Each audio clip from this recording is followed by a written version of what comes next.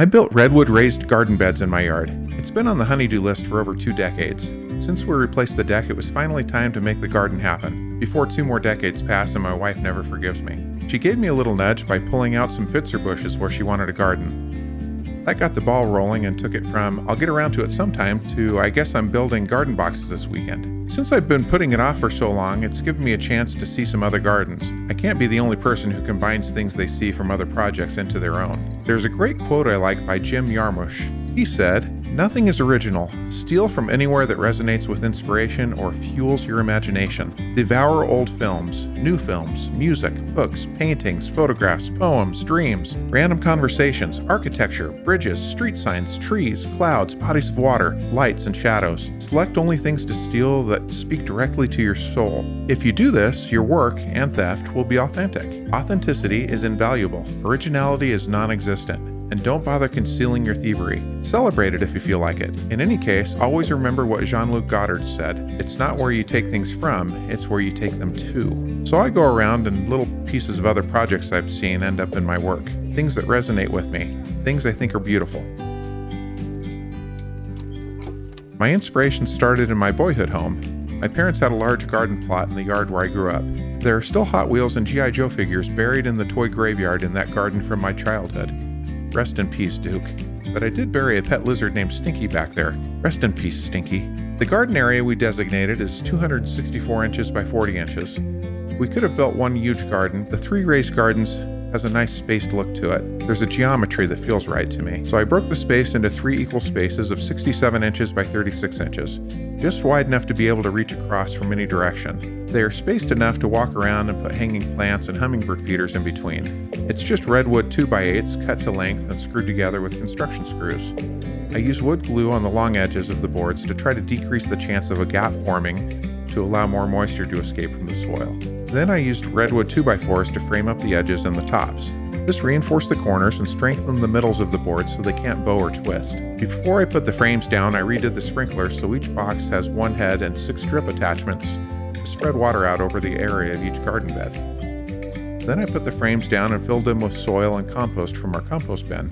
A 15-inch tall box takes a surprising number of bags of soil to fill. Since we were pulling up all of the Pfister bushes, we decided to add a couple of other raised gardens.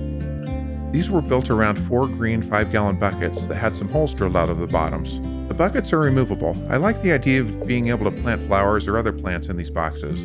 Ornate or edible is always the question, to feed your body or your soul.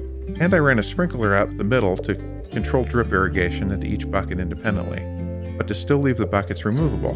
Then you can even plant inside in the winter under plant lights and then bring the entire buckets out after Memorial Day. We have a general rule where I live: don't plant outside before Memorial Day, because this is what May 5th looked like this year. We can go from a real winter with snowstorms that can drop a foot of snow on everything that you love, freezing the roads and causing accidents, to green, gorgeous, alive weather, to hot and stressed and brown and burned, and the reds, oranges, and yellows of fall as the plants and animals prepare for the return of the snow and ice. So yes, this was May 5th, green and beautiful. 6.5 weeks into spring. Spring that started on March 19th, and just 3 weeks before our schools go out on summer vacation. Then the next day hits, May 6th. 4 inches of snow resting on top of everything, freezing winter temperatures killing the buds on trees and loading the new leaves on the trees with so much snow that branches start breaking off. Broken branches are always a sad thing, but it's also part of living where it can snow late in the season. It's the kind of storm that leaves us cursing that lying little groundhog named Punxsutawney Phil, who told us that we're going to have an early spring this year. The cold weather also affects the bees. I put mason bee houses on my porch. They bring pollen back and lay an egg in the pollen and seal it off with mud in small tubes. Some of the mason bees on my porch struggled when the snow came. This one got caught in the storm. I found her literally laying in the snow.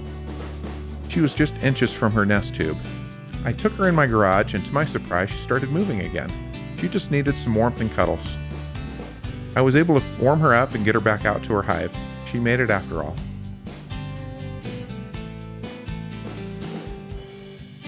I love the way that the garden turned out. I wouldn't change the overall design, although I would have made one box deep enough to accommodate our tomato cages better. 6 inches deeper would have allowed one more row of tomato cages in that box. I recommend spacing them enough to walk between them and not making them over 36 inches wide so you can still reach the middle to weed and to plant to harvest. I guess there are some situations where you could go to 48 inches wide if you can reach the middle from one direction, but that's really up to you. Measure everything set up before you build. We found some really great square tomato cages that can zip tie together.